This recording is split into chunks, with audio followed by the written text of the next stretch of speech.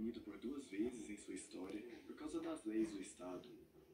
Em 1811 e em 1866, muitos religiosos foram expulsos da Itália e é muito comum encontrarmos hospitais e prefeituras que foram conventos de franciscanos, dominicanos e outras ordens. Padre Pio veio aqui em 1916 e havia apenas 7 anos que este convento tinha sido reaberto, depois de um longo período, de 1866 a 1909. E dal 1866 fino al 1909. O jovem Frei Pio de Pietreutina estava decidido a abraçar a austeridade franciscana. O convento e o claustro foram os lugares muito queridos pelo Santo Capuchinho. Registros do epistolário dele dão conta de que São Pio via o convento como o lugar seguro, o asilo da paz. Ele chega a acrescentar: "E onde melhor poderei servir-te, Senhor, senão no claustro e sob a bandeira do pobrezinho de Assis? Que Jesus me conceda a graça de ser um filho menos indigno de São Francisco." Padre Pio è arrivato qui nel 1916 e vissuto in questo convento 52 anni. Padre Pio chegou aqui em 1916. Veio para passar alguns dias de repouso porque precisava respirar um bom ar. E aqui é mais fresco em relação a Foggia, para onde havia sido mandado antes. E depois quis a providência de Deus que ele permanecesse aqui por 52 anos. Então toda a vida e missão sacerdotal de Padre Pio foi desenvolvida neste convento, de 1916, quando chegou, até a morte em 1968. Dal 1916, quando è arrivato, fino alla morte, 1968. De 1916 a 1943, Padre Pio viveu na pequenina cela número 5. Foi neste pequeno quarto que o religioso capuchinho escreveu a maior parte do epistolário, endereçado aos superiores, aos confrades e aos seus filhos espirituais. Aqui também atendia confissões dos alunos da escola paroquial. Atualmente a cela abriga 2 relíquias muito importantes e que não ficam expostas ao público: o coração de Padre Pio e esta túnica que comprova aquela que seria a chaga mais dolorosa, o peso da cruz de Cristo em seu ombro. Ela só foi descoberta por um dos freis que recolheram os pertences de Padre Pio após a sua morte.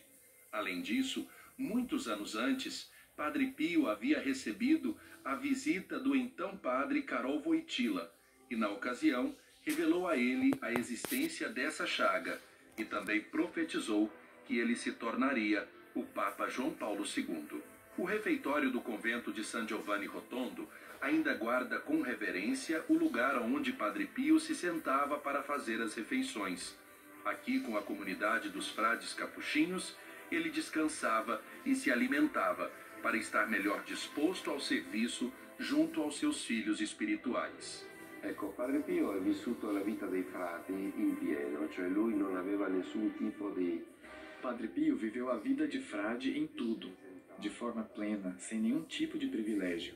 Não era isento de nenhuma das atividades da vida comunitária. Ele compartilhava os momentos das orações, as refeições que ele tomava junto dos frades, amava a companhia dos frades e gostava muito de estar com eles. Padre Pio viveu uma vida de frade normal. Não obstante seus carismas, os seus dons carismáticos muito fortes, Padre Pio, contudo, gostava muito da vida comunitária. Gostava de viver com todos os confrades, de estar junto com eles. Piaceva fare la vita di tutti i frati, gli piaceva stare con i confratelli. No convento de San Giovanni Rotondo, Padre Pio viveu a maior parte da vida e foi aqui também onde conviveu por mais tempo com as chagas que recebeu de Cristo, os chamados estigmas. Nesse caso, significa a graça de sofrer as chagas de Cristo no próprio corpo, não só espiritual, mas fisicamente, de modo visível ou invisível. A primeira vez que o Frei Pio de Pietreutina recebeu os estigmas foi no dia 20 de setembro de 1910, alguns dias depois de ser ordenado. Ele estava em oração na Piana Romana, local que gostava de frequentar desde pequeno para contemplar as maravilhas de Deus. Ele ficou muito assustado, porém, com a ajuda de outro frade, logo entendeu do que se tratava. Os dois rezaram juntos e algumas horas depois, as chagas haviam desaparecido por completo. Já em 1918, em San Giovanni Rotondo, ele voltou a receber as chagas, e desta vez elas permaneceriam por 50 anos. Foram 5 as chagas de Cristo durante a crucificação, uma em cada mão, uma em cada pé e uma do lado do coração. Padre Pio recebeu todas elas. Padre Pio fu sconcertato da questo avvenimento, non sapeva come pensare. Padre Pio ficou desconcertado com esse fato. Procurou o pároco e disse: veja o que está acontecendo comigo, esses sinais. Reze a Jesus para que tire isso de mim. Tire de mim esses sinais, porque eu quero sofrer, mas não quero esses sinais. O pároco disse: eu não posso ajudar a rezar, mas se o Senhor quer isso, você deve fazer a vontade do Senhor. Depois, estes sinais apareciam e desapareciam. Era o Senhor que começava a moldar, a plasmar este nosso irmão, este santo que se tornou semelhante a Jesus.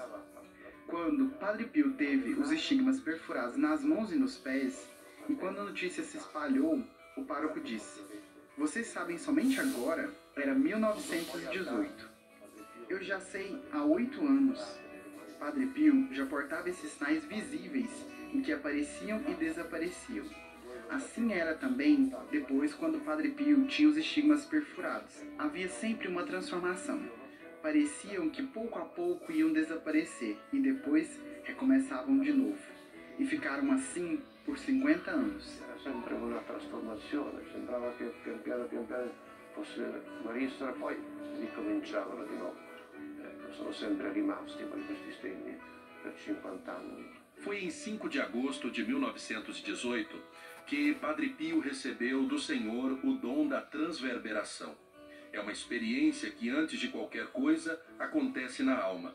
No caso de São Pio de Pietrelcina e de São Francisco de Assis, a transverberação teve efeitos também corporais em seu coração. Essa experiência durou até o dia 7 de agosto de 1918. A nossa equipe, a equipe da TV Pai Eterno, teve a autorização do guardião do convento dos frades menores capuchinhos de San Giovanni Rotondo para mostrar algumas partes aqui do convento. E justamente atrás desta porta da clausura está a estância de número 5, uma cela pícola, bem pequena, onde Padre Pio viveu durante pouco mais de 2 anos. Onde ele pôde desenvolver tudo aquilo que foi o seu método para poder atender aos pobres e aos doentes. Nesta cela, Padre Pio viveu e em frente a ela rezava a Santa Missa em privado, durante o tempo em que estava impedido de poder celebrar em público, atender à confissão, escrever aos seus filhos espirituais e até mesmo aparecer junto aos fiéis. Mas é aqui, na cela número 1, aonde Padre Pio viveu a maior parte de sua vida em San Giovanni Rotondo. De 1947 a 1968, Padre Pio viveu entre essas paredes para aqui poder desenvolver toda a sua obra espiritual, escrever as suas cartas e no último dia de sua vida, às 2h30 da manhã, entregar a sua alma ao Pai Eterno sentado àquela cadeira onde o Padre sofreu e meditou a paixão de Cristo, entregando a sua vida nos braços do Pai Eterno. Ao longo de 50 anos, Padre Pio conviveu com intensas dores no corpo e também na alma. O desejo dele era tomar para si o sofrimento da humanidade e ter a graça de sofrer a mesma dor que Jesus sofreu ao ser crucificado. Por isso mesmo, com todas as dores, ele seguia perseverante na fé e na missão sacerdotal. Dado o intenso trabalho administrativo e espiritual, Padre Pio passou a morar na cela número 1, a partir de 1944. O espaço foi ampliado para atender às necessidades do santo. Deste lugar, São Pio administrava os atendimentos pastorais, os grupos de oração e a Casa Alívio do Sofrimento.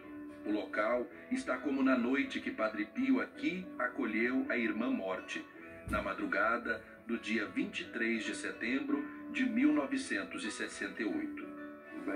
Direi